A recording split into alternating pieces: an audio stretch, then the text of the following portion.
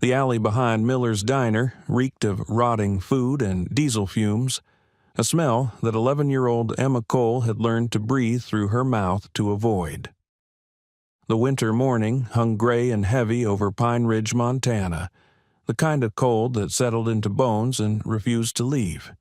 Snow had fallen overnight, blanketing the town in a deceptive layer of purity that couldn't hide the grime beneath. Emma pulled her oversized coat tighter, a threadbare green thing she'd found in a donation bin 3 months ago, torn at the left shoulder and missing 2 buttons. Underneath, she wore 3 layers of mismatched sweaters, all too big, all borrowed from the kindness of strangers who pitied her but never quite helped enough. Her copper-red hair, tangled and unwashed for days, spilled from beneath a knitted cap with a hole in the crown. Beside her trotted Rusty, a mixed-breed terrier with wiry brown fur and one ear that flopped while the other stood at attention. He'd been her only companion since the night she'd found him shivering behind the bus station 6 months ago, barely more than skin and bones. Now he was her heartbeat, her alarm system, her family. "Come on, boy," she whispered, her breath forming pale clouds in the frozen air. Maybe they threw out some bread today. The dumpster behind Miller's was Emma's most reliable source of food. The diner's owner, a kind woman named Betty with silver hair and tired eyes, often left day-old pastries and half-sandwiches wrapped in clean paper towels near the top of the bin. It was an unspoken agreement. Betty never acknowledged Emma directly, but the food was always there, placed carefully where small hands could reach it without climbing too deep into the trash. Emma approached the green metal dumpster, its lid propped open slightly. Rusty sniffed the air, tail wagging in anticipation, but then the dog froze. His body went rigid, hackles rising along his spine. A low growl rumbled from his chest. "Rusty." Emma's pulse quickened. "What is it?" The dog barked once, sharp and urgent, then bolted around the side of the dumpster toward a narrow space between it and the brick wall of the diner. Emma followed, her worn boots crunching through the snow. What she saw stopped her heart. 2 figures lay crumpled in the snow, partially hidden by torn cardboard boxes and black garbage bags. The first was a man, massive, even lying down, wearing torn tactical pants and a blood-soaked gray hoodie. His face was bruised, one eye swollen shut, lips cracked and bleeding. A jagged wound ran along his shoulder, dark crimson staining the fabric around it. His breathing came in shallow, labored gasps that sent white vapor curling into the frigid air. Beside him lay a dog, a German shepherd, sleek and powerful even in its wounded state. The dog's fur was matted with blood along its hind leg, and a makeshift bandage, torn from what looked like the man's own shirt, was wrapped around its ribs. The shepherd's amber eyes were open but glassy, watching Emma with a mixture of wariness and desperate hope. If you're enjoying this story so far, don't forget to hit the like button and subscribe. Drop a comment telling me where in the world you're watching from. I love hearing from you. Emma dropped to her knees, her hands trembling. "Oh my God! Oh my God!" Rusty approached cautiously, sniffing the German shepherd. The larger dog's tail twitched once, not a wag, just a faint acknowledgement. Then the shepherd's gaze shifted to the man beside it, and the dog whined, a sound so full of anguish that it brought tears to Emma's eyes. "It's okay," Emma whispered, though she had no idea if that was true. "It's okay. I'm going to help." She touched the man's neck with shaking fingers, feeling for a pulse. There, faint but present, a sluggish throb beneath cold skin. His body was like ice, hypothermia setting in fast. The German shepherd lifted its head with obvious effort and nudged the man's hand with its nose. When the man didn't respond, the dog let out a low, mournful sound and rested its head on his chest, as if trying to transfer its own warmth. Emma's mind raced. She was just a kid. No phone, no money, no one who would believe her if she ran for help. She'd learned that lesson the hard way months ago when she'd tried to report a man stealing from the hardware store. The officer had patted her head and told her to run along home, as if she had a home to run to. But she couldn't leave them. Not when the dog was looking at her like that, not when the man's breathing was getting weaker with every passing second. Her eyes darted around the alley. 20 feet away, near the diner's back door, she spotted what she needed, a payphone mounted on the brick wall. It was ancient, covered in graffiti, but the receiver was still attached. Emma ran to it, grabbed the cold metal receiver, and dialed 911. Her fingers were numb and clumsy on the buttons. 911, what's your emergency? There's a man and a dog, Emma blurted, her voice cracking. They're hurt really bad, behind Miller's Diner on 7th Street. Please, you have to send someone. Slow down, sweetheart. What's your name? Emma Cole. But that doesn't matter. They're bleeding and it's freezing and...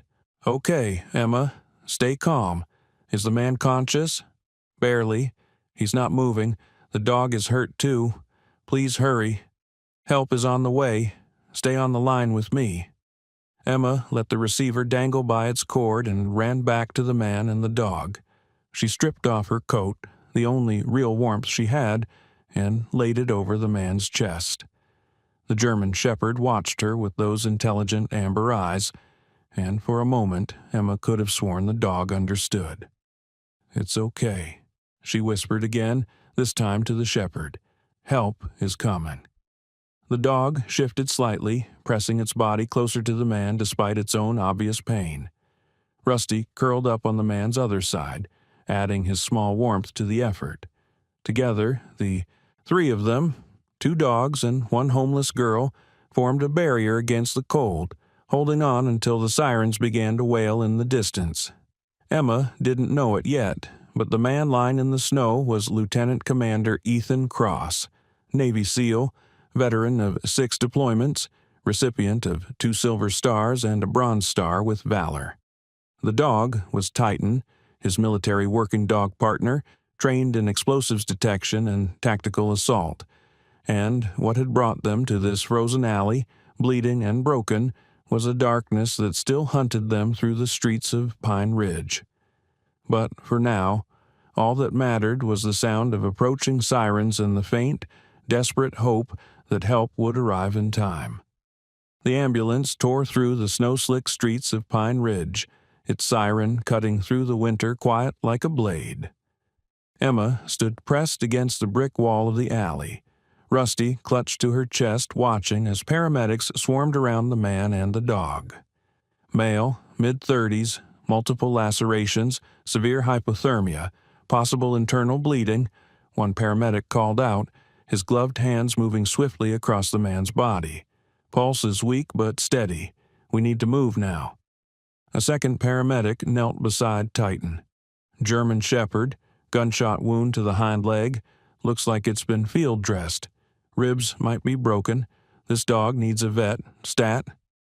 Police Chief Sarah Brennan arrived moments later, her cruiser skidding slightly as it pulled up to the alley entrance. She was a woman in her late 40s with steel-gray hair pulled into a tight bun and eyes that missed nothing. She'd been Pine Ridge's chief for 12 years, and in that time she'd seen her share of violence, but nothing like this. She approached the scene, her gaze sweeping from the wounded man to the dog to the small figure of Emma huddled against the wall. "Who found them?" Brennan asked. "I did," Emma said quietly. Brennan's expression softened, but only slightly. "What's your name?" "Emma Cole. You live around here?" Emma hesitated. "Sort of." Brennan understood immediately. The torn coat, the layers of dirty clothes, the wariness in the girl's eyes. She'd seen it before in Pine Ridge's growing population of homeless children, casualties of the opioid crisis that had ravaged the mountain towns. "You did good, Emma," Brennan said. "Real good. Do you have somewhere warm to go?" Emma shook her head. Brennan looked at one of the officers standing nearby. "Martinez, take Miss Cole to the station. Get her something hot to eat and a clean blanket. I'll be there shortly." Officer Danny Martinez, a young man with kind eyes and an easy smile, nodded. "Come on, kiddo, let's get you warmed up." Emma didn't move. Her eyes were locked on Titan as the paramedics prepared to lift him onto a stretcher. The German shepherd's gaze found hers across the chaos, and something passed between them. A silent understanding, a bond forged in those desperate minutes when Emma had knelt beside him and promised help was coming. "The dog," Emma said. "Where are they taking him?" "Pine Ridge Animal Hospital," one of the paramedics replied. "Best vet in the county. And the man? St. Michael's Medical Center. They'll take care of him." Emma nodded slowly, then let Officer Martinez guide her toward his patrol car. As they drove away, she watched through the rear window as both the man and Titan were loaded into separate vehicles, sirens wailing as they disappeared into the gray morning. At St. Michael's Medical Center, Dr. Grace Winters stood over Ethan Cross's unconscious form, her surgical gloves stained with blood. She was a trauma surgeon in her early 50s, with sharp features softened by decades of saving lives. She'd seen combat wounds before. Pine Ridge was home to a large veteran population, but something about this case felt different. "Bullet wound through and through on the shoulder," she said to her surgical team. "Knife wound along the ribs, multiple contusions consistent with hand-to-hand combat. This man's been in a war zone." "Should we call the police?" one of the nurses asked. "Chief Brennan's already on her way," Grace replied. "Focus on stabilizing him. He's lost a lot of blood, but he's strong, military by the look of him." As they worked, Grace couldn't help but notice the tattoo on Ethan's left forearm, a trident piercing an anchor, surrounded by an eagle. The SEAL insignia. Her pulse quickened. Navy SEALs didn't end up half dead in dumpsters by accident. Across town at Pine Ridge Animal Hospital, Dr. Marcus Webb knelt beside Titan's stretcher. Marcus was a compact man in his early 60s with silver hair and gentle hands that had healed more animals than he could count. He'd been a military veterinarian during Desert Storm and recognized a working dog when he saw one. "Easy, boy," Marcus murmured, his fingers carefully examining the gunshot wound. "You're safe now." Titan's amber eyes tracked every movement, alert despite the pain. The dog's breathing was labored, but there was a fierce intelligence in those eyes, a refusal to give up. Marcus's assistant, a young woman named Claire with bright eyes and steady hands, prepared the surgical table. "Is he going to make it?" "He's a fighter," Marcus said, "and someone went to great lengths to keep him alive. Look at this bandaging. It's military-grade field dressing. Whoever patched him up knew what they were doing." As Marcus began the delicate work of removing the bullet and repairing Titan's wounds, he couldn't shake the feeling that this dog and his handler had stumbled into something far more dangerous than a random mugging. At Pine Ridge Police Station, Emma sat in a small interview room, wrapped in a wool blanket that smelled faintly of coffee and old books. Officer Martinez had brought her hot chocolate and a turkey sandwich, which she'd devoured in seconds. Rusty lay at her feet, gnawing contentedly on a dog biscuit Martinez had produced from his desk drawer. Chief Brennan entered, carrying a notepad and a second cup of hot chocolate. She sat across from Emma, her expression unreadable. "Emma," she began gently, "I need you to tell me everything you remember. Start from the beginning." Emma recounted the morning, how she'd gone to the dumpster for food, how Rusty had barked, how she'd found the man and the dog hidden in the snow. She described the wounds, the blood, the way Titan had pressed himself against his handler as if trying to keep him warm. "Did you see anyone else?" Brennan asked. "Any vehicles? People running away?" Emma shook her head. "Just them. But—" She hesitated. "But what?" "The man had this," Emma said, pulling something from her pocket. It was a torn piece of fabric, dark green with a strange symbol stitched on it, a coiled snake wrapped around a dagger. It was caught on his jacket. I grabbed it when the paramedics were moving him. Brennan's face went pale. She recognized that symbol. Every law enforcement officer in Montana did. The Iron Serpents, a criminal organization that had been spreading through the mountain towns like a cancer, dealing in drugs, weapons, and human trafficking. They were ruthless, well-organized, and had connections that reached deep into local government. If Ethan Cross and Titan had tangled with the Iron Serpents, they were in far more danger than Brennan had realized. "Emma," Brennan said carefully, "I need you to do something for me. I need you to stay here at the station tonight, in one of our safe rooms, just until we figure out what's going on." "Why?" Emma's voice trembled. "Am I in trouble?" "No, sweetheart, but the people who hurt that man and his dog, they might come looking for anyone who helped them. I can't let you go back out there alone." Emma's fingers tightened around her hot chocolate cup. "What about Rusty? He stays with you, I promise." For the first time since her mother had died 2 winters ago, leaving her alone and adrift in a world that didn't care about homeless children, Emma felt something she'd almost forgotten: safety. That evening, as snow began to fall again over Pine Ridge, Dr. Grace Winters stepped out of surgery and pulled off her gloves. Ethan Cross had stabilized. The wounds were cleaned, stitched, and bandaged. His vitals were improving. He would live. But when Chief Brennan arrived and showed her the patch Emma had found, Grace's concern deepened. "He's going to need protection," Grace said. "If the Iron Serpents are involved—" "I know," Brennan interrupted. "I've already assigned 2 officers to guard his room around the clock." At the animal hospital, Marcus Webb sat beside Titan's recovery kennel, watching the dog sleep. The surgery had gone well. Titan would heal, but it would take time. And in the police station, Emma lay on a narrow cot in one of the secure rooms, Rusty curled against her side. For the first time in months, she felt warm, fed, safe. But as she drifted toward sleep, she couldn't stop thinking about the man and his dog, about the way Titan had looked at her, about the silent promise she'd made in that frozen alley.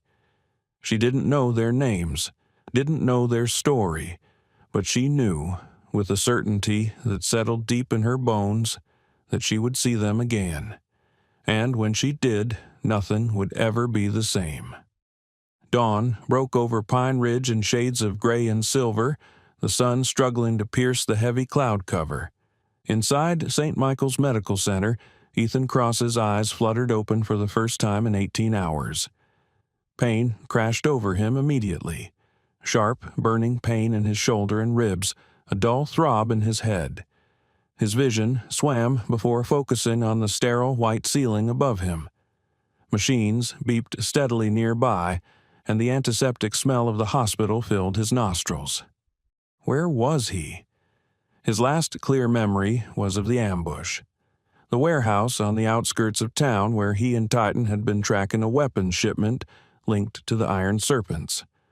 The moment the lights had gone out, the explosion of gunfire, fighting hand-to-hand with men who knew exactly who he was and what he could do. And Titan. Where was Titan? Ethan tried to sit up, but his body refused to cooperate. The door to his room opened and a woman in scrubs entered, Dr. Grace Winters, though Ethan didn't know her name yet.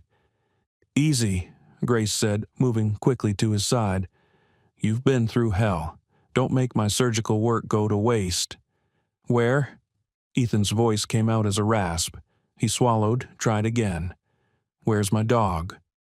Grace's expression softened. "Your German shepherd? He's alive, at the animal hospital across town. Dr. Webb is taking excellent care of him." Relief flooded through Ethan so powerfully that tears pricked his eyes. He'd thought, when everything had gone dark, when he'd felt the bullet tear through his shoulder and Titan's yelp of pain, he'd thought they were both done for. "He saved me," Ethan murmured. Took down 2 of them before they shot him. Gave me time to get us out." "You're lucky to be alive," Grace said. "Both of you are." The door opened again, and Chief Brennan stepped inside, her expression grave. "Mr. Cross, I'm Police Chief Sarah Brennan. We need to talk." Ethan studied her. The steel in her eyes, the set of her jaw, law enforcement, and competent by the look of her, he could work with that. "Lieutenant Commander Ethan Cross, U.S. Navy SEALs," he said, his voice gaining strength. "Currently on medical leave." "Medical leave that brought you to Pine Ridge?" Brennan pulled up a chair. "Want to tell me why a Navy SEAL and his K-9 partner ended up bleeding out behind a diner?" Ethan was silent for a long moment, weighing how much to reveal. But the patch Emma had found, he'd seen Brennan glance at it on the table beside his bed, told him she already knew more than she was letting on. "I was tracking a weapon shipment," he said finally. "Intel suggested the Iron Serpents were moving military-grade hardware through this region. My CO gave me permission to investigate during my leave since I grew up 3 towns over. Titan and I have been following their operation for 2 weeks." Brennan's eyebrows rose. "And you didn't think to contact local law enforcement?" "With all due respect, Chief, the Serpents have infiltrated police departments across Montana. I didn't know who to trust." The words hung in the air between them, heavy with implication. Brennan's jaw tightened. "You're saying there's a leak in my department?" "I'm saying it's possible. The men who ambushed me knew I was coming. They knew my capabilities. That information didn't come from nowhere." Brennan stood, pacing to the window. The snow was falling heavier now, blanketing Pine Ridge in white. 3 months ago, we arrested one of the Serpents' mid-level dealers. Before we could get him to trial, he was killed in lockup. Officially ruled a suicide, but I never bought it. 2 weeks later, the prosecutor handling the case had a car accident. Survived, but barely. She turned back to face Ethan. "I've been investigating quietly, trying to root out the corruption. But if you're right about the leak, then whoever helped the Serpents will know I'm here," Ethan finished, "and they'll come to finish the job. If this story has you on the edge of your seat, make sure to subscribe and turn on notifications so you never miss stories like this. Your support means everything and helps me bring you more incredible true stories of courage and loyalty." Brennan pulled out her phone and made a call. "Martinez, I need you to move the girl to a secure location. Now." She paused. "Yes, Emma Cole. She's not safe at the station anymore." Ethan's eyes sharpened. "Who's Emma Cole?" Brennan ended the call and looked at him. "The little girl who found you. 11 years old, homeless, living on the streets with her dog. She's the one who called 911, probably saved your life." Something shifted in Ethan's chest. A homeless child had found him and Titan in that frozen alley and hadn't run away, hadn't ignored them, had called for help even though she had no reason to trust that anyone would listen to her. "Where is she now? I'm moving her to a safe house. If the Serpents find out she helped you—" "They'll kill her," Ethan said flatly. It wasn't a question. He knew how these organizations operated. Witnesses were liabilities, and a vulnerable homeless child would be an easy target. Dr. Winters interjected, "You're not going anywhere for at least 48 hours. Your body needs time to heal." Ethan met her eyes, and she saw in them the same fierce determination she'd seen in countless combat veterans who refused to let injuries slow them down. "Doctor, with all due respect, if that little girl is in danger because she helped me, I'm not staying in this bed." Before Grace could argue, the lights in the hospital corridor flickered once, then went out. Emergency lighting kicked in, bathing everything in a sickly red glow. Brennan's hand went to her weapon. "That's not a power outage. Someone cut the main line." Ethan was already pulling IV lines from his arm, ignoring Grace's protests. "They're here. How many officers do you have in the building? 2 outside this room, but if they've cut the power... A gunshot cracked through the silence. Then another. Brennan radioed dispatch, her voice clipped and urgent. Shots fired at St. Michael's. All available units respond. Ethan swung his legs off the bed, every movement sending white-hot pain through his body. But pain was nothing. He'd been shot before, stabbed before, beaten within an inch of his life in places whose names were still classified. "I need a weapon," he said. Brennan hesitated only a second before pulling her backup piece, a compact 9mm from her ankle holster. "You're officially deputized, Commander. Don't make me regret this." The door to Ethan's room burst open, but it wasn't an enemy. It was one of Brennan's officers, a young man with wild eyes and blood seeping from a cut on his forehead. 3 men, heavily armed, he gasped. "They took out Reynolds in the lobby. I barely..." He didn't finish. A figure appeared in the doorway behind him. A man in black tactical gear, face obscured by a balaclava, assault rifle raised. Ethan moved on pure instinct. He lunged forward despite his wounds, driving his shoulder into the officer and knocking him aside as bullets tore through the space where he'd been standing. Ethan rolled, came up on one knee, and fired twice. The first round caught the attacker in the chest, center mass. The second hit his throat.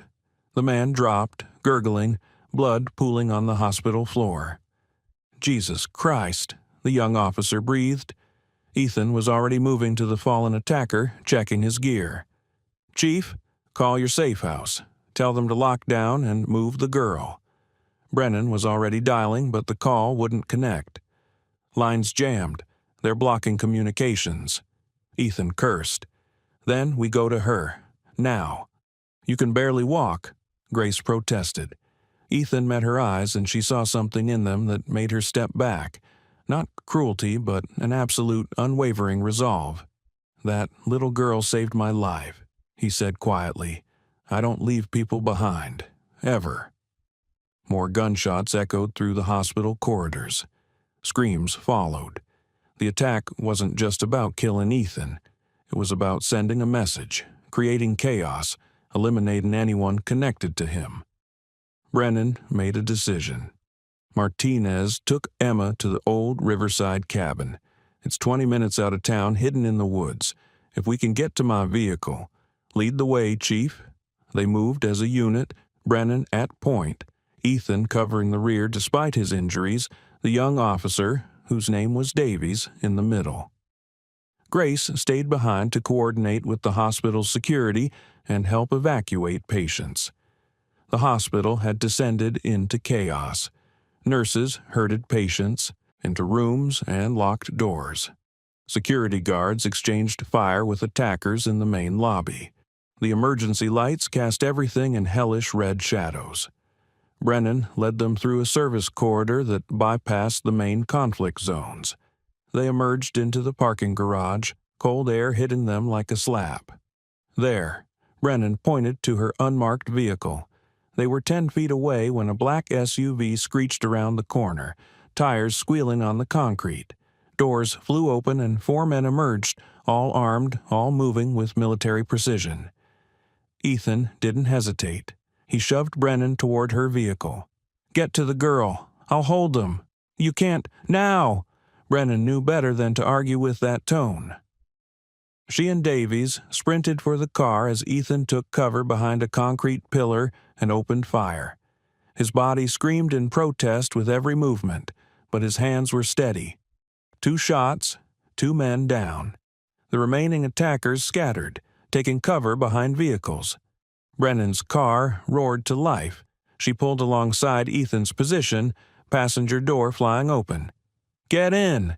Ethan fired twice more, providing cover, then dove into the vehicle. Brennan floored it, tires shrieking as they rocketed out of the garage. Bullets shattered the rear window. Davies returned fire through the broken glass as the black SUV gave chase, engine roaring as it pursued them onto the snow-covered streets of Pine Ridge. "Hold on!" Brennan yanked the wheel hard, sending the car into a controlled slide around a corner. The SUV followed, closing the distance.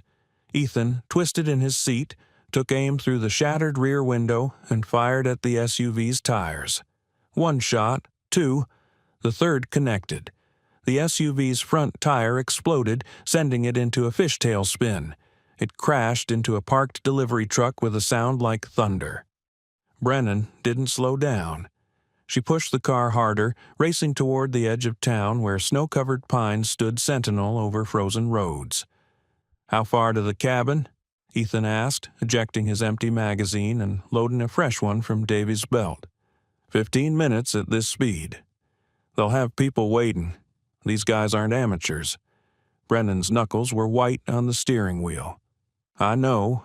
They drove in tense silence, the only sounds the engine's roar and the wind howling through the broken windows. Ethan's shoulder throbbed, blood seeping through his bandages. But he couldn't think about that now. All he could think about was a homeless girl with copper-red hair and frightened eyes who'd knelt beside him in the snow and promised help was coming. A girl who was now in danger because of him. He would reach her. He would protect her. And anyone who tried to stop him would learn exactly why Navy SEALs were the most feared warriors on Earth. The frozen roads of Pine Ridge blurred past as Chief Brennan's cruiser tore through the morning gray. Snow had begun falling again, thick flakes that stuck to the windshield faster than the wipers could clear them. The car fishtailed slightly on a patch of black ice, but Brennan corrected with practiced ease. In the passenger seat, Ethan Cross pressed his hand against his wounded shoulder, feeling warm blood seep through the bandages beneath his stolen hospital shirt. His face was pale, jaw clenched against the pain, but his eyes remained sharp, scanning the road ahead and the mirrors for pursuit. Officer Davis sat in the back, his hands shaking as he reloaded his service weapon. He was young, maybe 25, and the violence at the hospital had rattled him. But he held it together. "How much farther?" Ethan asked, his voice rough. 10 minutes, Brennan replied. "The Riverside cabin is off the main road, accessible only by a logging trail. Martinez knows to stay dark and locked down until I give the all-clear." Ethan's eyes flicked to the rearview mirror. Empty road behind them, but that didn't mean they were safe. The Iron Serpents had resources, connections, and a ruthlessness that came from operating in these mountains for years. "Tell me about Emma," he said suddenly. Brennan glanced at him. "What do you want to know?" "Everything." She exhaled slowly, eyes back on the road. "Emma Cole, 11 years old. Mother died 2 years ago from pneumonia. Couldn't afford treatment. Father was never in the picture. No other family that we've been able to locate. She's been surviving on the streets ever since, moving between Pine Ridge and the neighboring towns. Social services tried to place her in foster care twice, but she kept running away. Why? Bad experiences. The first home." Brennan's jaw tightened. "Let's just say the foster father had a record he'd managed to hide. Emma got out before it got worse. The second home was overcrowded and the older kids bullied her. She decided she was safer on her own." Ethan felt anger kindle in his chest. A child shouldn't have to make those choices, shouldn't have to learn that the systems meant to protect her could hurt just as much as the streets. "She has a dog," Brennan continued. "Rusty. Found him abandoned, just like someone had abandoned her. From what I've seen, that dog is the only thing keeping her going. He watches over her like she's his entire world." Something about that resonated with Ethan. The bond between a person and their dog, especially for those who'd been through trauma, was sacred. Titan had pulled him through the darkest days after his last deployment, when the nightmares had been so bad he'd barely been able to sleep. The dog had sensed his pain and stayed close, a warm presence that reminded him he wasn't alone. "She deserves better," Ethan said quietly. "Most kids do," Brennan replied, "but Emma got dealt a bad hand. Still, she's resilient, smart. When she found you and Titan this morning, she didn't panic. She stayed calm, called for help, kept you both warm until we arrived. That takes courage." The road narrowed as they left Pine Ridge proper and entered the forest. Tall pines pressed close on either side, their branches heavy with snow. The world felt smaller here, more isolated, perfect for hiding or for an ambush. Brennan's radio crackled with static. She grabbed it. "Brennan here." "Chief?" It was Martinez's voice, tight with tension. "We've got movement in the trees. Multiple contacts approaching the cabin from the north and east." Ethan's body tensed. "How many?" "At least 6 that I can see. They're moving in a coordinated pattern. Military precision. We're locked down, but..." Gunfire erupted in the background. The radio filled with the sharp crack of weapons, shouting, the sound of glass shattering. "Martinez!" Brennan's voice was urgent. "Martinez, report!" Static. Then Martinez's voice came back, breathless and strained. "They're trying to breach the front door. Emma and her dog are in the back room, barricaded. I'm holding the main entrance, but Chief, they've got serious firepower." Ethan leaned forward.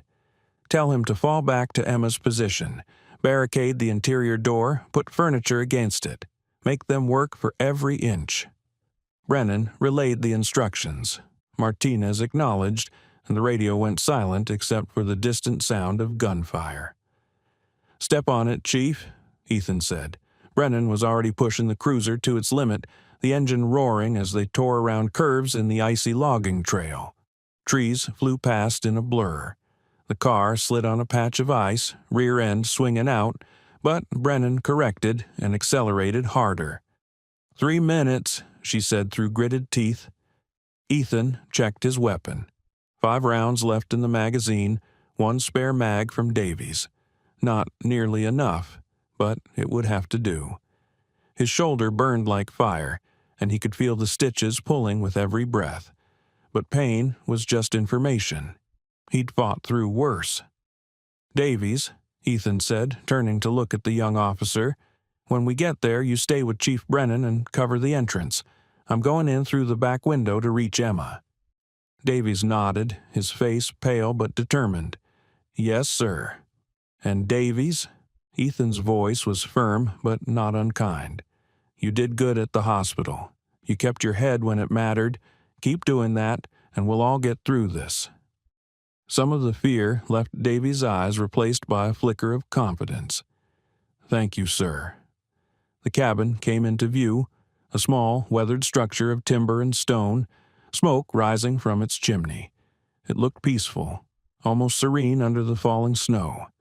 Then Ethan saw the black shapes moving through the trees, men in tactical gear, assault rifles raised, closing in on the cabin from 3 sides. "They're not planning to take prisoners," Ethan observed. "They want everyone inside dead." Brennan brought the car to a skidding stop 50 yards from the cabin, positioning it to provide cover.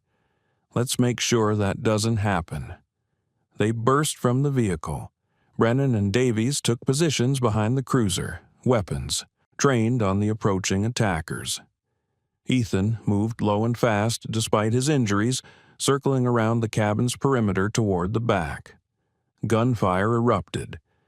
The attackers had spotted Brennan's arrival and opened fire. Bullets slammed into the cruiser, shattering windows, puncturing metal. Brennan and Davies returned fire, their shots precise and measured. Ethan reached the cabin's rear wall. Through a small window, he could see into the back room, a modest bedroom with a single bed, a dresser, and Emma Cole huddled in the corner. The girl was pressed against the wall, arms wrapped around Rusty. Her eyes were wide with terror, but she wasn't crying. She was watching the barricaded door. Martinez had piled furniture against it, where the sounds of violence grew closer. Ethan tapped on the window. Emma's head snapped toward him, fear spiking in her expression until she recognized him, the man from the alley, the one she'd saved. He motioned for her to open the window. Emma hesitated, then scrambled over and fumbled with the latch. The window was old, swollen from moisture, but she managed to force it open a few inches. Cold air rushed in. "Emma," Ethan said, his voice calm despite the chaos outside. "My name is Ethan. I need you to trust me. Can you do that?" Emma stared at him, at the blood seeping through his shirt, at the gun in his hand, at the determination in his eyes, and made a decision. She nodded. "Good. I'm going to get you out of here. But I need you to be brave. Can you lift Rusty through this window?" Emma looked down at her dog, then back at Ethan. Rusty was small, but not weightless. Still, she grabbed him and lifted with all her strength. Ethan reached through the window and took the dog's scruff, pulling him through. Rusty squirmed briefly, but went still when Ethan murmured reassurances. "Now you," Ethan said, setting Rusty down gently. "Climb through. I've got you." Emma scrambled up onto the dresser and squeezed through the narrow window. Ethan's hands caught her waist, and he pulled her out into the snow just as an explosion rocked the cabin. The front door had been breached. Martinez's voice roared inside. "Stay back! I'm warning you!" A burst of gunfire cut him off. Then silence. Emma's face went white. "Officer Martinez." "I know," Ethan said. His jaw was tight, fury and grief warring in his chest. Martinez had been a good cop, a good man, but there was no time to mourn now. "We have to move." He scooped Emma up despite his wounded shoulder. She weighed almost nothing and ran toward the tree line, Rusty bounding ahead. Behind them, the cabin's windows exploded as attackers poured inside. Gunfire still cracked from the front of the cabin where Brennan and Davies held their position. Ethan reached the cover of the pines just as one of the attackers emerged from the cabin's back door and spotted them. Ethan set Emma down behind a thick tree trunk. "Stay here. Don't move." He turned, raised his weapon, and fired once. The attacker dropped, and Ethan was already moving, circling back toward the cabin's front.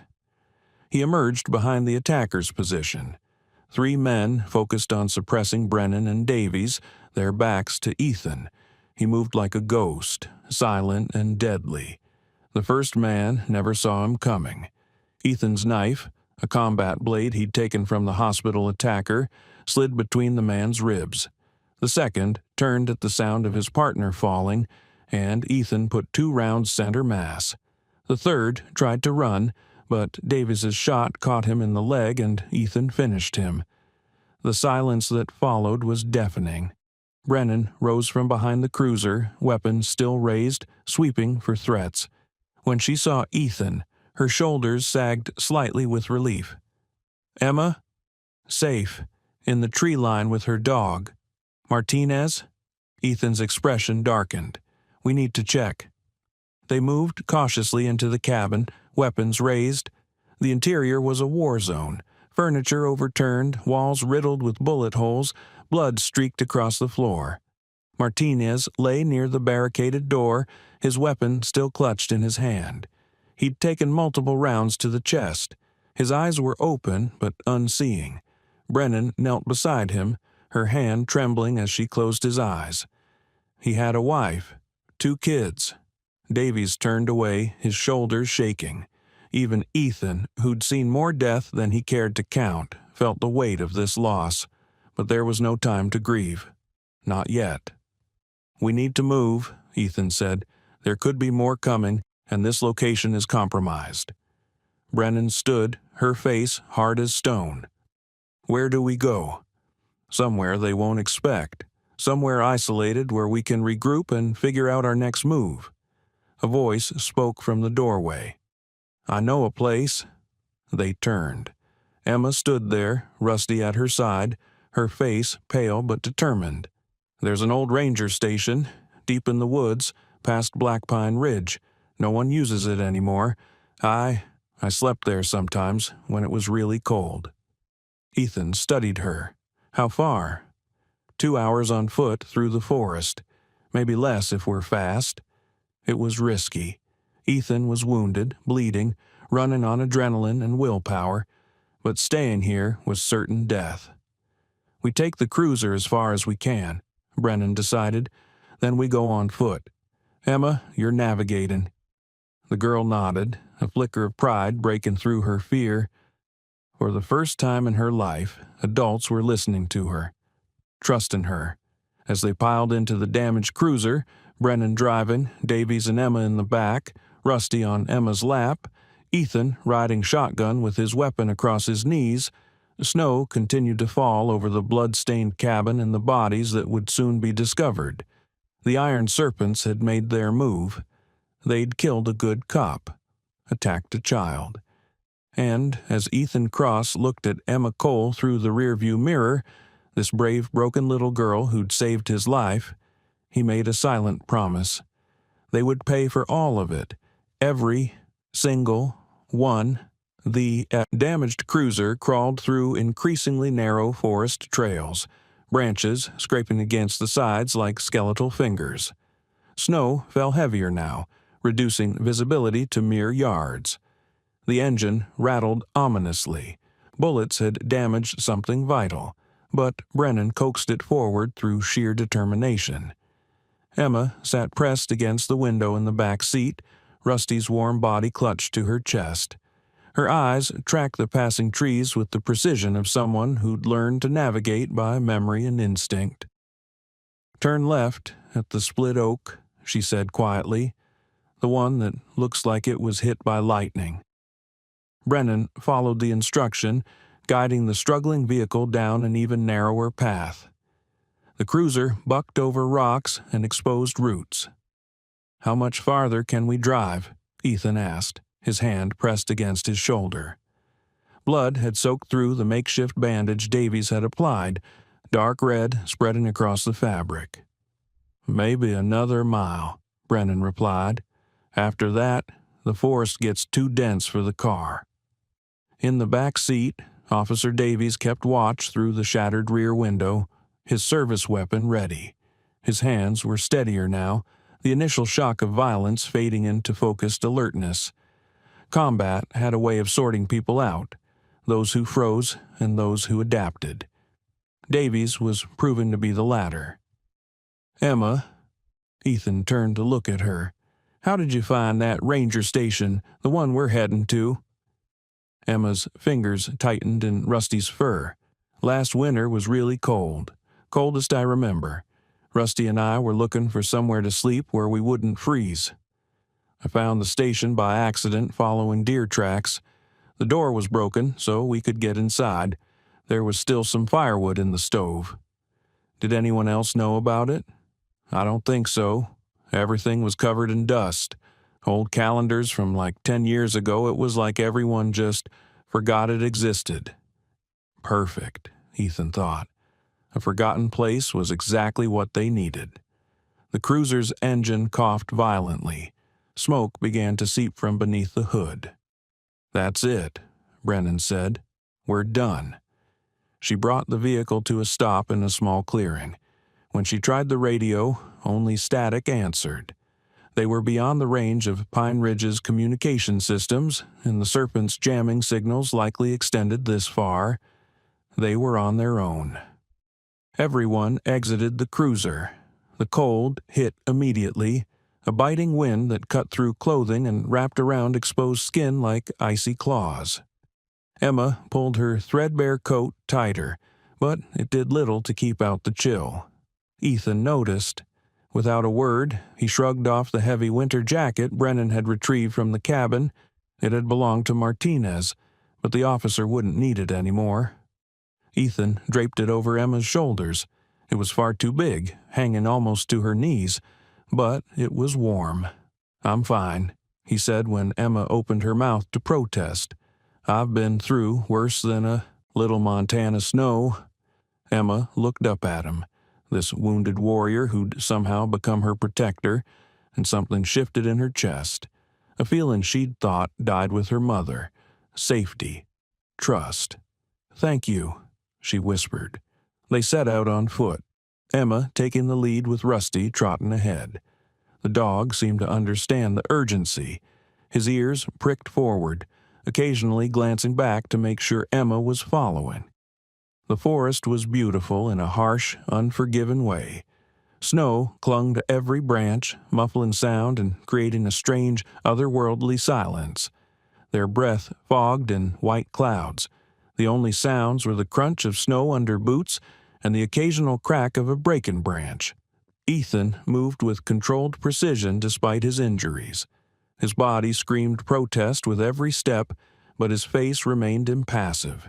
He'd learned long ago how to compartmentalize pain, to push it aside and focus on the mission. Right now, the mission was getting Emma to safety. Behind him, Brennan and Davies maintained a defensive formation, weapons ready, eyes scanning the trees for threats. They walked for 20 minutes before Emma raised a hand. Everyone stopped. "What is it?" Brennan whispered. Emma pointed ahead. Through the falling snow, barely visible, was a frozen stream cutting through the forest. "We have to cross, but the ice, it's not always safe this early in the season." Ethan approached the stream's edge and tested the ice with his boot. It creaked ominously but held. "We cross one at a time. Emma and Rusty first, then Davies, then the chief. I'll go last." "You're the most injured," Brennan protested. "If the ice breaks, then I'm the most expendable," Ethan interrupted. "Emma goes first. That's not negotiable." The steel in his voice left no room for argument. Emma approached the ice cautiously. Rusty pressed against her leg. She took one step, then another. The ice groaned but held. She was halfway across when a crack spider webbed beneath her feet. "Emma, freeze," Ethan commanded. His voice was calm but firm. "Don't move." The girl went absolutely still, terror frozen on her face. Rusty whined but stayed beside her. Ethan evaluated the situation. The ice was weakest where Emma stood, but if she could reach the thicker ice another 3 feet ahead, she'd be safe. "Emma, listen to me," Ethan said. "I need you to take very slow, very careful steps forward. Weight on the balls of your feet, not your heels. Can you do that?" Emma nodded, tears freezing on her cheeks. "Good. On 3. 1, 2, 3. Emma moved. 1 step. The ice cracked louder. 2 steps. Her boot broke through and she gasped as icy water soaked her foot. 3 steps. She lunged forward and Rusty jumped with her. They landed on solid ice and scrambled to the far bank. Ethan released the breath he'd been holding. Davies crossed next, moving quickly. Then Brennan. When it was Ethan's turn, he could see the damage Emma's crossing had caused. The ice was fractured, weakened. His weight would almost certainly break it, but there was no other option. He took 1 step. The ice cracked. 2 steps. It broke beneath him. The shock of the freezing water was instant and total. It felt like knives stabbing every inch of his body. The current grabbed him, pulling him downstream under the ice. "Ethan!" Emma's scream cut through the forest. Underwater, everything was muffled chaos. Ethan's wounded shoulder burned like fire. His lungs screamed for air. The current slammed him against rocks hidden beneath the surface. But Navy SEALs were trained for water combat, trained to stay calm when most people would panic. Ethan oriented himself, found the surface, and smashed through the ice with his fist. He broke into the air, gasping, and grabbed the ice edge. It broke under his weight. He went under again. On the bank, Emma was screaming, trying to run back across the ice. Davies grabbed her, holding her back. Brennan ran downstream along the bank, looking for where the current would take Ethan. There, 20 yards ahead, the stream narrowed between 2 large rocks. "There!" she shouted. Ethan surfaced again, saw the rocks, and swam with the current instead of against it. He passed between the rocks and grabbed one, arresting his downstream momentum. The current tried to tear him loose, but he held on. Brennan reached down, grabbed his arm, and pulled with all her strength. Davies appeared beside her, adding his strength. Together, they hauled Ethan onto the bank. He lay gasping, coughing up stream water, his body shaking violently from hypothermia. His wounded shoulder had reopened completely, blood mixing with water and snow. Emma dropped beside him, Rusty licking his face. "You're okay, you're okay," she kept repeating like a prayer. Brennan was already stripping off her outer jacket and wrapping it around Ethan. "We need to get him warm. Now. How far to the ranger station?" Emma looked up, trying to orient herself. "Half an hour, maybe less." "Can you run?" Emma nodded. "Then run. Find that station and get a fire started. We'll be right behind you." Emma took off, Rusty bounding beside her, their forms quickly disappearing into the snow. Brennan and Davies hauled Ethan to his feet. He was barely conscious, his body shutting down from cold and blood loss, but he forced his legs to move. "Stay with me, Commander," Brennan said. "You don't get to die after everything we've been through." "Not planning to," Ethan managed through chattering teeth. They half carried, half dragged him through the forest, following Emma's trail in the snow. Time became a blur of white and cold and pain. Ethan's vision tunneled. His legs stopped responding properly, but Brennan and Davies held him up, kept him moving. Then, through the trees, they saw it, the ranger station. Smoke was already rising from its chimney. Emma had done it. They burst through the door into a small, dusty room. Emma had gotten a fire going in the old wood stove, flames dancing hungrily on dry wood she'd found stacked in the corner. "Help me get him by the fire," Brennan ordered. They laid Ethan near the stove. His body continued shaking violently, hypothermia's deadly grip tightening. Emma appeared with every blanket she could find. Moth-eaten and dusty but warm, they piled them over him. Brennan examined his shoulder wound. "The stitches are completely torn. He's bleeding badly." "I can help," Emma said quietly. Everyone looked at her. "My mom, before she died, she worked cleaning at the clinic. She taught me some things. How to clean wounds, how to stop bleeding. It was desperate and unconventional, but they had no other options." "Show me," Brennan said. Emma moved with surprising confidence. She heated water in an old pan over the stove, found cleanish cloth in a cupboard, and cleaned the wound with gentle but efficient movements. Her small hands worked carefully, pressing cloth against the bleeding until it slowed. "There's a first aid kit," she said, "in the cabinet. I saw it last time I was here." Davies retrieved it. Inside was old but usable, bandages, antiseptic, medical tape. Working together, they redressed Ethan's wound properly. Slowly, over the next hour, color began returning to Ethan's face. His shaking subsided. His eyes opened fully. "You saved my life," he said to Emma. "Again." Emma ducked her head, embarrassed. "You saved mine, too, at the cabin. Then I guess we're even." Despite everything, the violence, the cold, the fear, Emma smiled. Outside, snow continued to fall, covering their tracks, hiding the ranger station from the world. Inside, warmth slowly seeped into frozen bones. They were safe, for now. But Ethan knew the Iron Serpents wouldn't stop. Not while he and Emma lived. Not while they could identify the corrupt officials working with the criminal organization. The fight was far from over. But as he looked at Emma, this brave, brilliant child who'd survived things no child should have to endure, he made another silent promise. He would end this. He would dismantle the Iron Serpents piece by piece. He would make Pine Ridge safe again, and Emma would finally have the protection, the home, the future she deserved. It was a promise written in blood and sealed by fire. And Ethan Cross never broke his promises. Night settled over the forest like a heavy blanket, turning the world beyond the ranger station's windows into absolute darkness. Inside, the wood stove crackled and popped, casting dancing shadows across the dusty walls. The warmth had finally chased away the worst of the cold, though Ethan still felt it deep in his bones.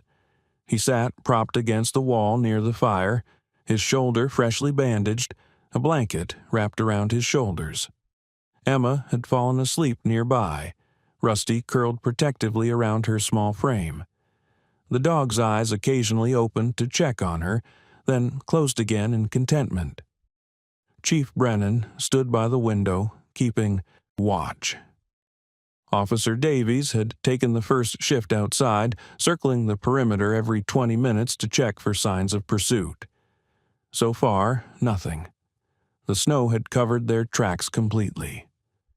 "We can't stay here long," Brennan said quietly so as not to wake Emma. 24 hours, maybe less. Once the Serpents realize we're not at the cabin, they'll expand their search. Ethan nodded. "We need to get word out. Contact federal authorities, FBI, DEA, someone outside the local chain of command who can't be compromised. The nearest FBI field office is in Billings, 3 hours away under normal circumstances, but with the storm and the roads, could be 6 or more," Ethan finished. "And we don't know how far the Serpents' reach extends.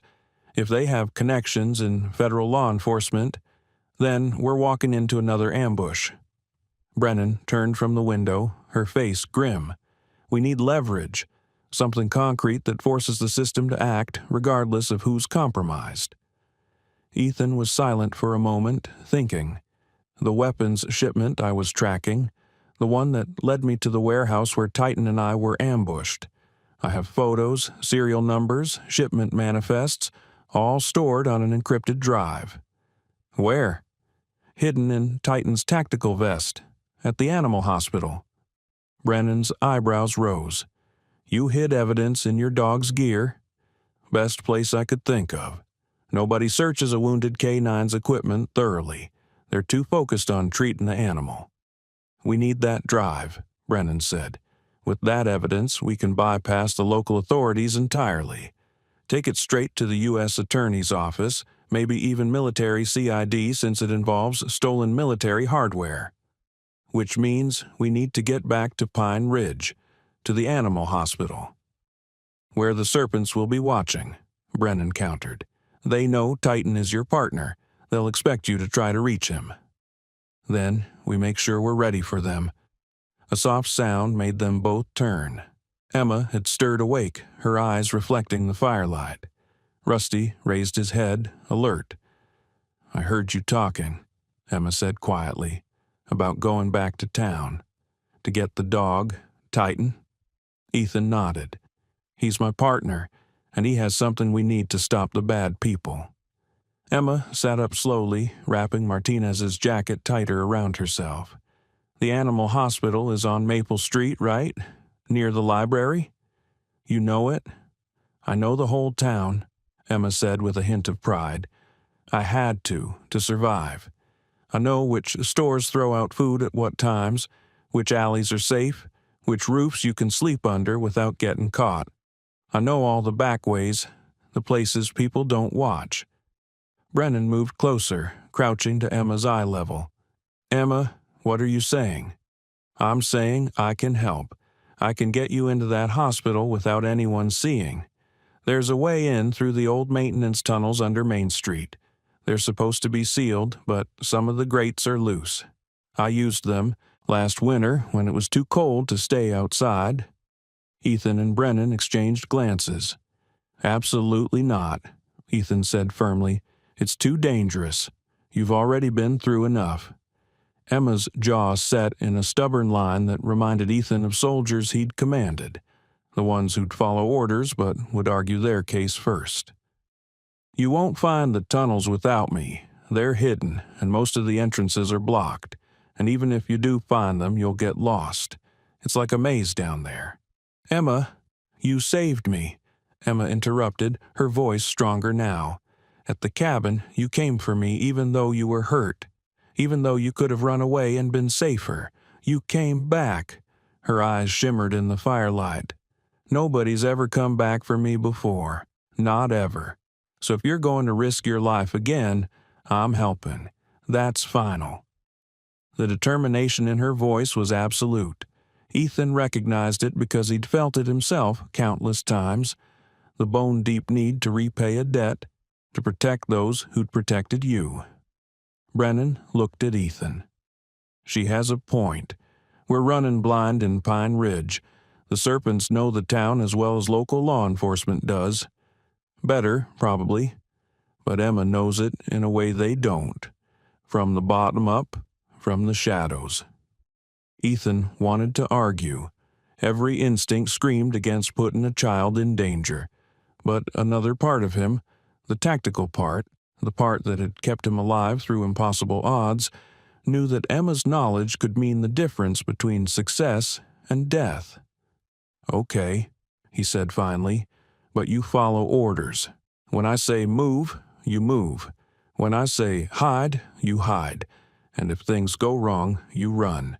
You take Rusty and you get as far away as possible. Understood?" Emma nodded solemnly. "Understood. We leave at first light," Brennan decided. "That gives us a few hours to rest and plan.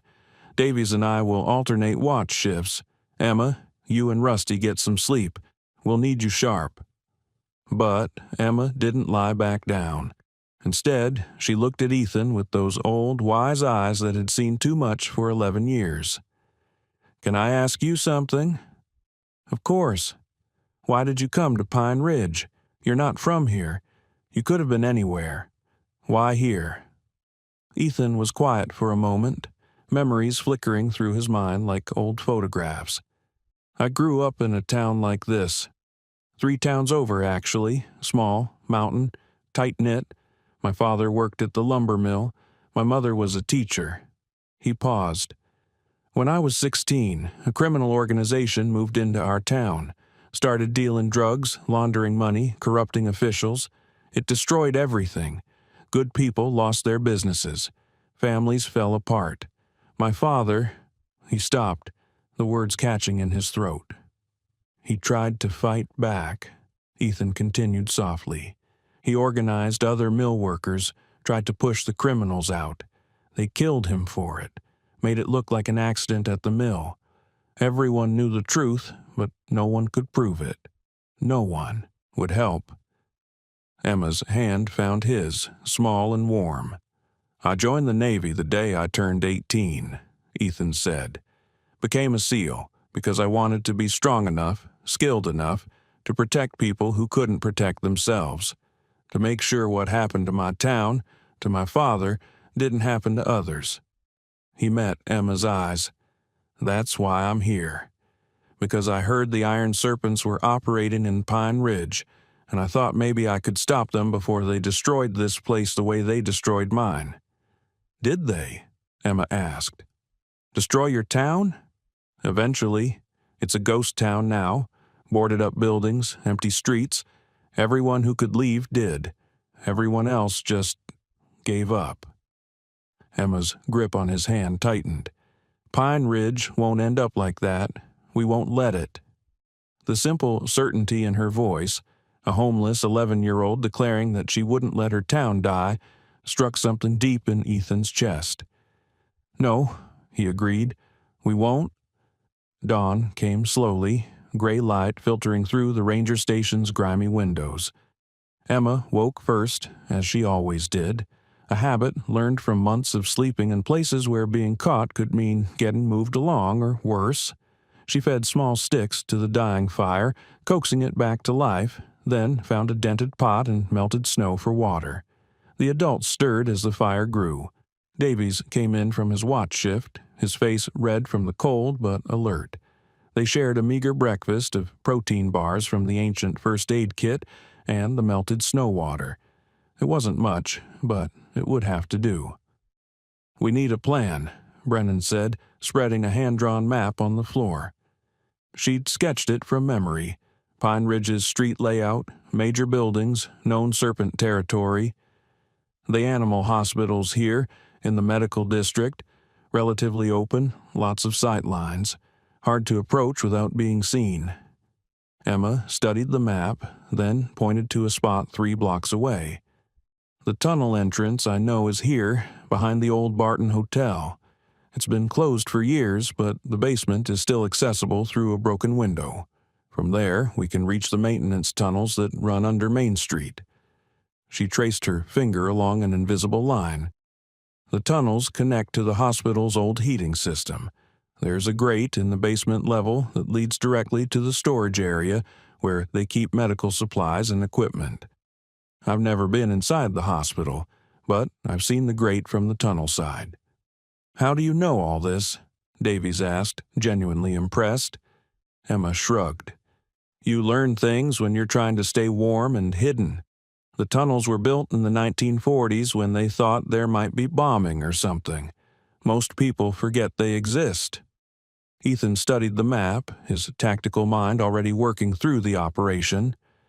"Chief, you and Davies approach from the main entrance. Create a distraction, make it look like an official police matter. Keep their attention focused forward. Emma, and I go through the tunnels, reach Titan, retrieve the drive, and extract the same way we came in. And if we run into Serpents, then we adapt."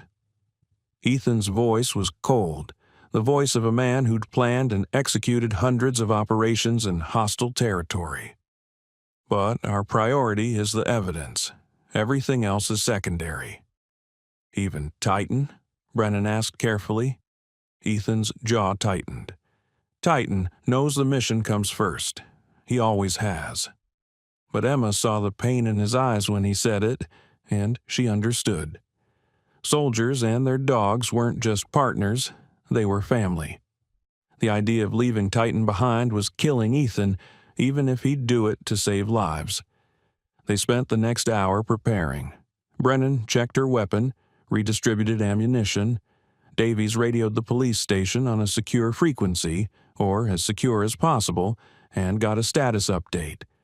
The town was on lockdown, officially due to gang violence, but everyone knew what it really meant. The Serpents were hunting. Ethan worked through a series of stretches and exercises, testing his injured body's limits. The shoulder was bad, worse than he'd let on, but functional. He could shoot, could fight if necessary. It would have to be enough. Emma packed a small bag with supplies, more protein bars, a flashlight, water. Rusty stayed close to her, sensing the tension in the air. The little terrier had proven himself brave, but Emma worried about him. The tunnels would be dark, cold, possibly flooded in places. "Rusty stays here," Ethan said, reading her thoughts. "With Davies. He can keep watch while we're gone. But, Emma, I need to know you're focused. If you're worried about Rusty, you won't be paying attention to what's around us. And in those tunnels, a split second of distraction could get us both killed." Emma wanted to argue, but she knew he was right. She knelt beside Rusty, wrapping her arms around him. "Be good, boy. I'll be back soon. I promise." Rusty licked her face, tail wagging, trusting her completely. Davies would stay at the ranger station with Rusty, maintaining radio contact and ready to call for backup if needed.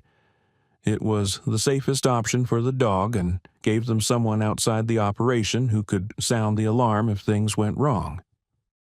They left the ranger station just as the sun broke through the clouds, turning the snow-covered forest into a landscape of diamond brightness. The beauty of it felt almost mocking, given what they were walking into. The hike back to Pine Ridge took 3 hours. They moved carefully, avoiding roads and staying in the densest tree cover. Twice they heard vehicles in the distance, black SUVs patrolling the forest roads, but managed to stay hidden. As they approached the town's outskirts, Ethan signaled a halt. They crouched behind a fallen log, observing. Pine Ridge looked like a town under siege. Police barricades blocked major intersections. Armed men, not in uniform but carrying themselves with military bearing, patrolled the streets in pairs. The Iron Serpents had moved from the shadows into the open, confident enough in their control to operate brazenly. "Jesus," Brennan breathed, "they've taken over completely." "Not completely," Ethan said. "Look at the hospital. See the police vehicles out front? Your people are still there, still trying to maintain order. The Serpents haven't pushed them out yet." "They're waiting," Emma said quietly. Everyone looked at her. "The bad people. They're waiting for you to come for Titan. They know you will, so they're being patient, like a spider in a web." Ethan felt a chill that had nothing to do with the cold. The girl was right. This wasn't about controlling the town. It was about setting a trap. "Then we spring the trap," he said, "but we do it on our terms." They split up. Brennan would approach from the north, using back streets to reach her police station and gather any loyal officers she could trust. They would then make a show of force at the hospital's main entrance, demanding access to Titan as part of an official investigation. Meanwhile, Ethan and Emma would infiltrate through the tunnels, moving under the Serpent's surveillance net. Emma led Ethan through a series of alleys and back streets, avoiding the main thoroughfares where patrols were heaviest. She moved with the confidence of someone who knew every shadow, every hiding spot.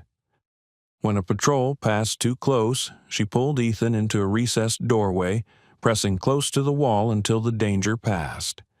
They reached the old Barton Hotel, a 4-story brick building with boarded windows and a faded sign hanging crooked from rusted chains. Emma led him around to the back, where a basement window had been broken long ago, the opening just large enough for a person to squeeze through. "You first," Ethan said, keeping watch. Emma slipped through the window with practiced ease. Ethan followed, his broader shoulders making it a tight fit. His injured shoulder scraped against the window frame, sending white-hot pain through his body, but he made no sound. The basement was dark and smelled of mold and decay. Emma clicked on her flashlight, the beam cutting through the darkness to illuminate old furniture, broken pipes, and decades of accumulated junk. "This way," she whispered. She led him to the back corner, where a metal grate covered an opening in the floor.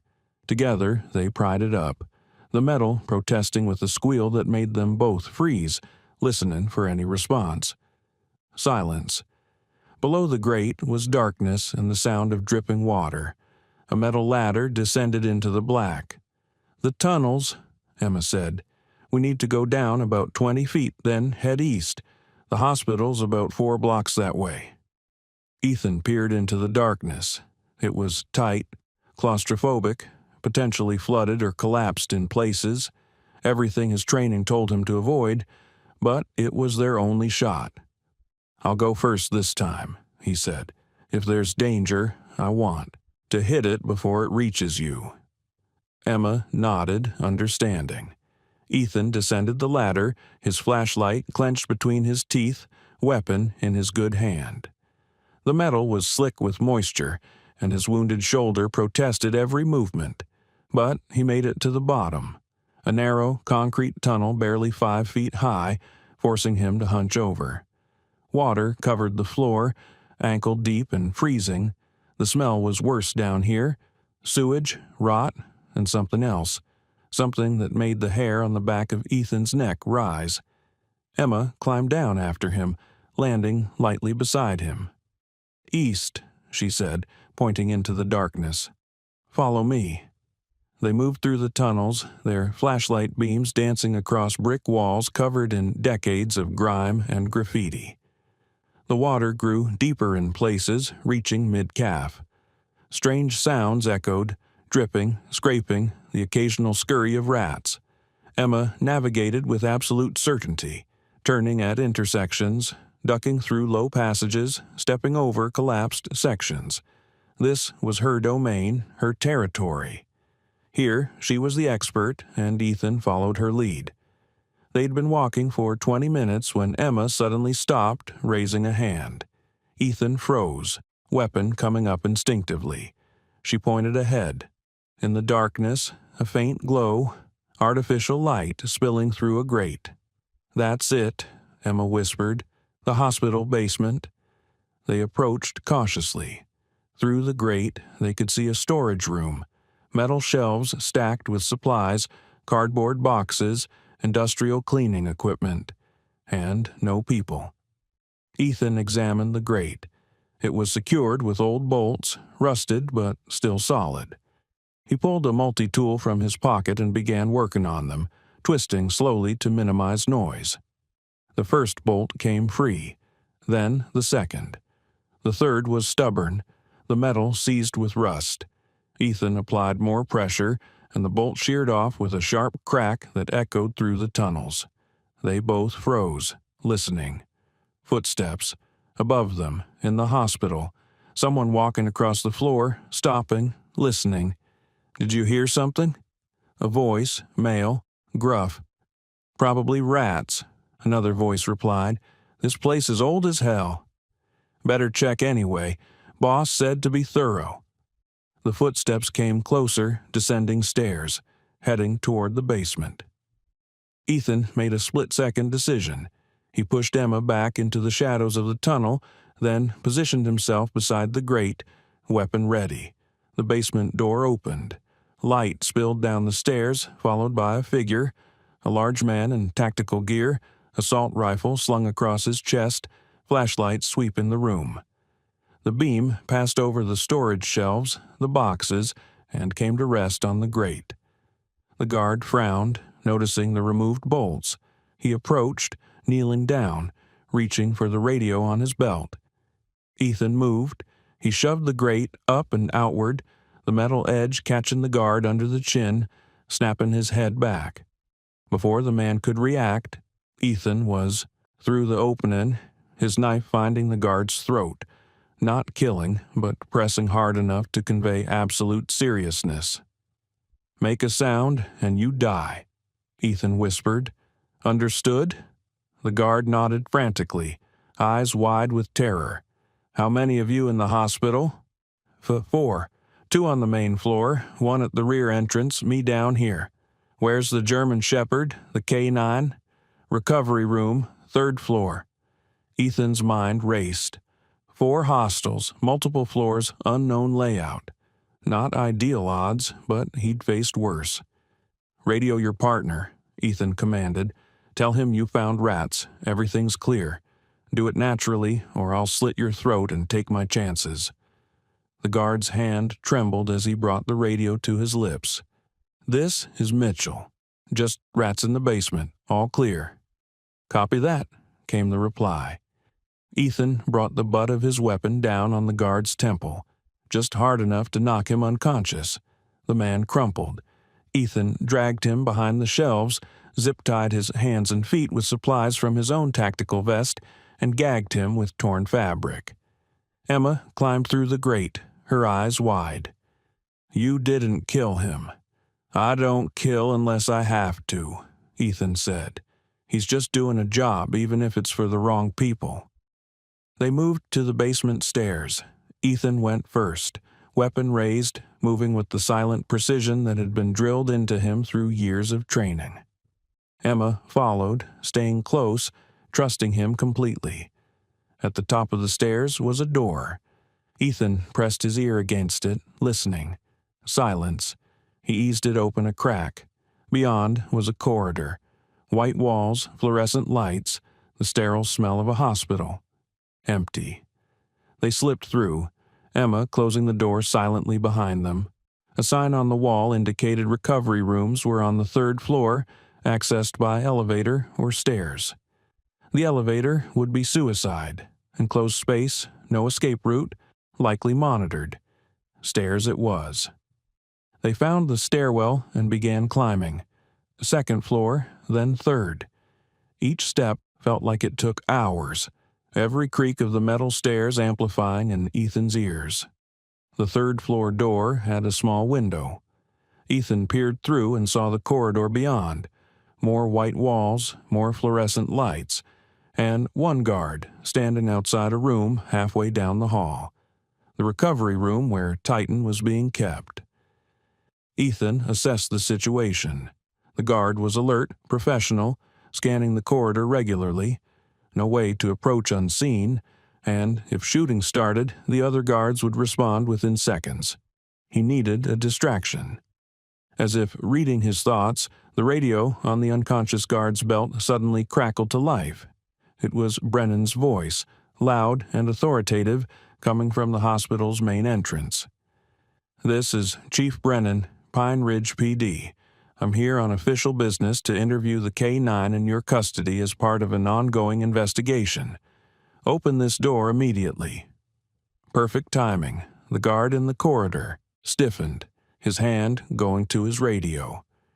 He spoke quietly, then began moving toward the stairs, presumably heading down to assist with the situation at the main entrance. Ethan waited until the guard was out of sight, then moved quickly. He and Emma hurried down the corridor to the recovery room door and pushed it open. Inside was a clean, well-lit room with medical equipment, monitoring machines, and a large kennel. And in that kennel, lying on a soft bed with his leg bandaged and his ribs wrapped, was Titan. The German shepherd's head lifted immediately, amber eyes locking onto Ethan.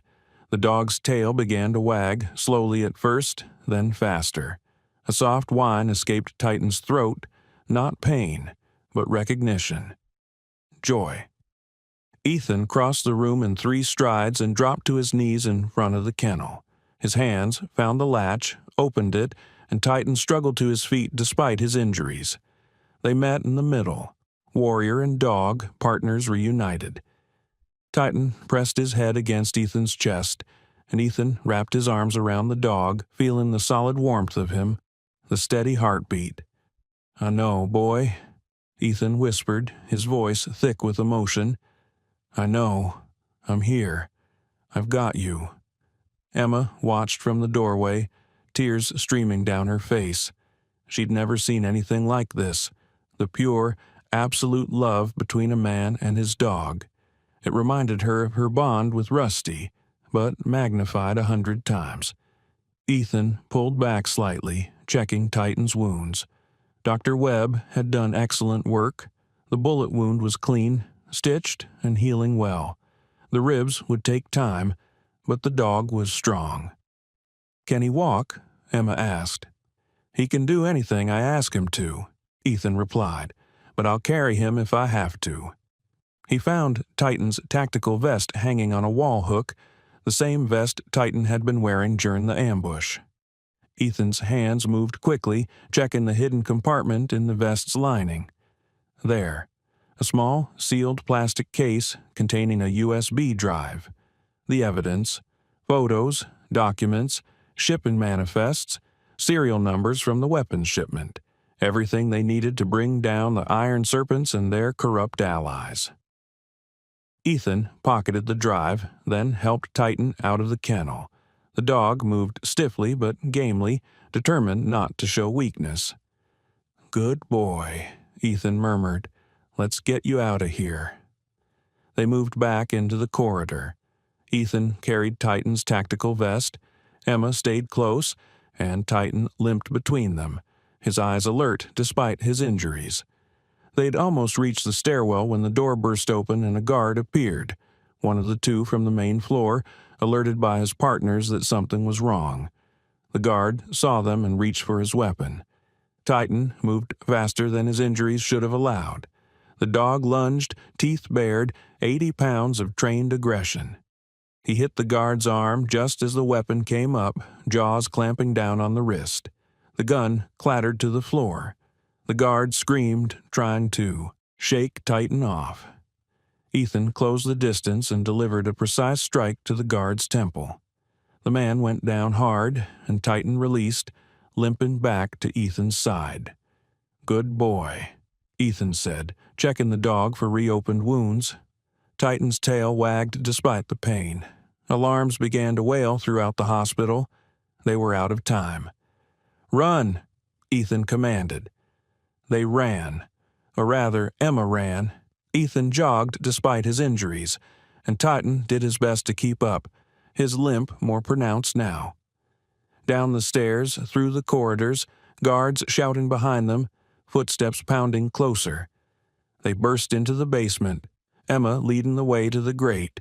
She dropped through first, landing in the ankle-deep water of the tunnel. Ethan lifted Titan, lowering the dog through the opening as gently as possible. The German shepherd yelped once when his injured ribs hit the edge, But then he was through, standing in the water beside Emma. Ethan dropped through last just as the basement door crashed open, guards pouring in. "Go!" Ethan shouted. They ran through the tunnels, flashlight beams bouncing wildly off the walls. Behind them, more lights appeared as guards followed them into the underground passages. "This way." Emma darted down a side tunnel, one so narrow Ethan almost missed it. They squeezed through, Titan struggling but making it. The tunnel branched, then branched again. Emma navigated by instinct, taking turns that seemed random but led them deeper into the maze. The sounds of pursuit grew fainter, then disappeared entirely. Finally, Emma stopped in a wider section of tunnel, breathing hard. "We lost them. They don't know these passages like I do." Ethan leaned against the wall, his shoulder screaming in protest, blood soaking through his bandages again. But they had Titan. They had the evidence. They'd won. "Where does this lead?" Ethan asked. "Out," Emma said, "to the old lumber yard on the south side of town. From there, we can circle back to the ranger station." They continued moving, more cautiously now. Titan pressed close to Ethan's leg, still limping but determined. The bond between them was palpable, each drawing strength from the other's presence. After what felt like hours, but was probably only 45 minutes, they emerged from a culvert behind a long-abandoned lumber building. The fresh air felt like a blessing after the close confines of the tunnels. Brennan's voice crackled over Ethan's radio. He'd taken it from one of the guards. "Cross, do you copy?" "Copy, Chief. We're out. We have Titan and the evidence." "Thank God." Relief flooded her voice. "We're pulling back. The Serpents are mobilizing heavily. The FBI field office in Billings just called me directly. They've been monitoring the situation, and, with the evidence you have, they're sending a tactical team. ETA 2 hours. Can you make it to the ranger station?" "Already en route. Stay safe, Commander." Ethan looked down at Emma, who was kneeling beside Titan, gently, stroking the dog's head. Titan's tail wagged slowly, his eyes half closed in contentment. "We're going home," Ethan told them both. "This is almost over. If this story has touched your heart so far, please stay with us until the end. The most powerful moments are still to come." The ranger station felt like a sanctuary when they finally stumbled through its door. Davies was there, along with Rusty, who launched himself at Emma with joyous barks. The two reunited in a tumble of fur and laughter, and Titan watched with what Ethan could have sworn was a smile. Brennan arrived 20 minutes later with a small convoy, 3 officers she trusted absolutely, including a medic who immediately began treating Ethan's reopened wounds and checking Titan's injuries. "The FBI is 10 minutes out," Brennan announced. "Special Agent Valdez is leading the team. I've worked with her before. She's solid, incorruptible." As if on cue, the sound of helicopters filled the air. 2 of them, military-grade, circled the ranger station before landing in the clearing. Armed agents poured out, establishing a secure perimeter. Special Agent Maria Valdez was a woman in her early 40s with sharp eyes and a no-nonsense demeanor. She approached Brennan first, shaking hands, then turned to Ethan. "Commander Cross, I'm Agent Valdez. I understand you have something for me." Ethan handed her the USB drive. "Everything you need to dismantle the Iron Serpents operation in Pine Ridge. Weapons manifests, shipping routes, financial records, and, most importantly, a list of every corrupt official on their payroll." Valdez's eyebrows rose. "You've been busy. I'm motivated." Over the next hour, the situation unfolded rapidly. The FBI tactical team, supported by federal marshals, swept through Pine Ridge. Arrests were made. Iron Serpent operatives, corrupt police officers, even the mayor, who'd been taking bribes for years. The evidence on the USB drive was damning and comprehensive. Serial numbers from stolen military weapons traced back to a supply sergeant who'd been selling to the Serpents. Financial records showed payments to local officials. Photos documented shipments moving through Pine Ridge toward larger distribution networks. It was over. Not completely. There would be trials, investigations, more arrests, but the serpent's stranglehold on Pine Ridge was broken. As the sun began to set, painting the snow in shades of gold and pink, Emma sat on the ranger station's porch, Rusty in her lap, watching the activity. Ethan emerged and sat beside her, Titan lying at his feet. "What happens now?" Emma asked quietly. Ethan was silent for a moment. "For me? I'll testify at the trials, work with the FBI to identify any remaining serpent cells. Then back to active duty, probably. And me?" That was the question, wasn't it? Emma was still homeless, still alone, still vulnerable. Child Services would want to place her in foster care again, and based on her history, she'd probably run. Unless there was another option. "Emma," Ethan said carefully, "I've been thinking. What if you didn't have to go into the system? What if there was someone who wanted to take care of you, give you a real home?" Emma's eyes widened. "What do you mean?" "I mean," Ethan struggled to find the right words. "I'm going to be stationed at the base near Billings once I'm cleared for duty. It's only an hour from here. I have housing, stable income, and I've been thinking about getting out of the active combat rotation anyway, taking a training position." "I don't understand." "I'm asking if you'd like to come live with me, Emma." "Officially, I'd have to go through the proper channels, foster care certification, background checks, all of it. But Chief Brennan said she'd vouch for me, and Agent Valdez said she'd help expedite the process." Emma stared at him, unable to speak. This man, this warrior who'd saved her life, who'd risked everything to protect her, wanted to be her family. "Why?" she finally whispered. "Why would you want me?" Ethan turned to face her fully. "Because you're brave, Emma. Because you saved my life and Titan's life without thinking about yourself. Because you deserve someone in your corner, someone who won't abandon you." He paused. "And because I think we could help each other. You need someone to keep you safe. And I need—" His voice caught. "I need someone to remind me why I fight, what I'm protecting." Tears streamed down Emma's face. "Really? You really mean it?" "I really mean it. If you'll have me." Emma threw her arms around him, sobbing into his shoulder. Ethan held her, this broken child who'd been through so much, and felt something shift in his chest. Purpose. Not the mission-driven purpose that had defined his military career, but something deeper, more personal. The chance to save one life completely, not just for a moment, but forever. Rusty barked happily, and Titan's tail thumped against the porch. Even the dogs understood. They were becoming a family. 3 months later. The small house on the outskirts of Billings was modest but warm. 2 bedrooms, a yard big enough for 2 dogs to run, and a front porch where you could watch the sun set over the mountains. Emma stood in her new bedroom, actually hers, with clean sheets and a real mattress and posters on the wall she'd chosen herself, and still couldn't quite believe it was real. The foster certification had gone through faster than expected, helped by Ethan's military record, Brennan's testimony, and the extensive background checks that came with being a Navy SEAL. The judge had been moved by Emma's story and approved the placement immediately. School had been an adjustment. Emma was behind in some subjects. Homelessness doesn't leave much time for homework, but she was catching up fast. She'd made friends, real friends who invited her over and didn't care that she'd once been homeless.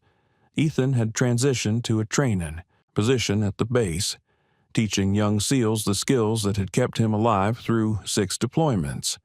He was home most nights now, though occasionally he'd have field exercises that took him away for a few days. And Titan had recovered fully. The dog slept at the foot of Emma's bed every night, his presence a warm comfort. Rusty usually curled up beside him, the two dogs having formed their own partnership. "Emma," Ethan called from downstairs, "dinner's ready." She bounded down the stairs, something she never would have had the energy to do when she was living on the streets, and found the kitchen table set with actual plates and real food. Ethan wasn't a great cook, but he was learning, and Emma helped when she could. They sat together, this makeshift family of warrior, child, and two dogs, and said grace. Emma had never been particularly religious, but Ethan had a quiet faith that had sustained him through war, and she found comfort in it. After dinner, they sat on the couch, Emma doing homework while Ethan read through training manuals. Titan and Rusty dozed by the fireplace. "Ethan," Emma said suddenly. "Yeah? Thank you. For everything, for saving me, for giving me a home, for—" She struggled for words. "For wanting me." Ethan set down his manual and looked at her. "Emma, you saved me just as much as I saved you. Maybe more. You reminded me what I was fighting for, why any of it mattered." He pulled her into a one-armed hug. "We're family now. That means we take care of each other, always." Emma nodded against his shoulder, feeling safe in a way she never had before. Not just physically safe, but emotionally safe, like she finally belonged somewhere, like she finally had a home. Epilogue. 2 years later, Emma stood on the stage at Pine Ridge Middle School, accepting an award for academic achievement. The girl who'd once scavenged food from dumpsters was now an honor student, her future bright with possibility. In the audience, Ethan clapped loudly, pride radiating from his face. Beside him sat Chief Brennan, now Mayor Brennan, elected in a landslide after the corruption was rooted out. Officer Davies was there too, promoted to lieutenant for his role in bringing down the Serpents. And at Ethan's feet, wearing a vest that read "Service Dog," Titan sat at attention, his amber eyes watching Emma with the same protective devotion he'd shown since the day they met in that frozen alley. Pine Ridge had been reborn. New businesses had opened, families that had left were returning. The town square, once dominated by fear, now hosted farmers' markets and concerts. The Iron Serpents were gone, their leaders in prison, their organization dismantled. Some of the stolen weapons had been recovered. Justice, delayed for so long, had finally arrived. After the ceremony, Emma ran to Ethan and hugged him tight. "Did you see? I got the highest score in English." "I saw," Ethan said, his voice thick with emotion. "I'm so proud of you, kiddo." Emma knelt down and hugged Titan, who licked her face enthusiastically. "Thanks for being there, buddy." As they walked to the car, a modest sedan that had replaced Ethan's old truck, Emma looked back at the school, then up at the mountains surrounding Pine Ridge. 2 years ago, she'd been a homeless child, alone and afraid, certain that no one cared whether she lived or died. Now she had a father, a home, 2 dogs who loved her, a future full of possibilities. And it had all started in a frozen alley behind a diner when a wounded warrior and his loyal dog had needed help, and a brave little girl had refused to walk away. Thank you so much for watching until the end. If this story touched your heart, please share it with someone who needs to be reminded that heroes still exist. Don't forget to subscribe if you haven't already, and let us know in the comments. What was your favorite moment? Was it Emma's courage in calling for help, Titan's loyalty to Ethan, or the moment they became a family? We read every comment. God bless, and see you in the next story.